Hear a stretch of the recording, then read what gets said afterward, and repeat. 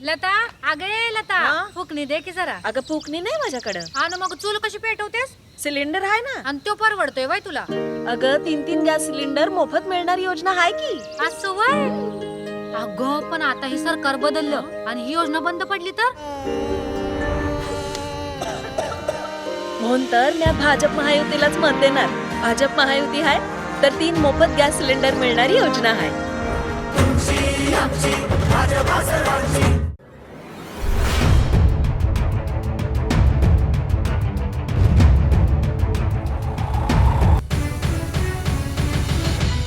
शितोळे मी तर आमचं 2-3 महिन्याचं पेमेंट थकीत झालं होतं. त्याच्यामुळे आमच्यावर आर्थिक आपत्ती ओढावली होती.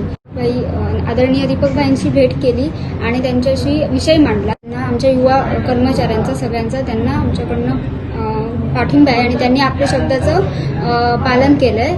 त्याच्यामुळे आमचा त्यांना पाठिंबा आहे. कारण दीपकबाई केसरकरनी आपला जो शब्द दिलेला होता तो पाळला आणि आम्हाला विश्वास आहे की पुढे पण त्यांनी त्यामध्ये आश्वासन दिलं आहे की एक नवीन कंपनी आणून इकडे सगळ्या कर्मचाऱ्यांना रोजगार देणार आहे. शब्दाला पाळणारे नेता खूप कमी भेटतात.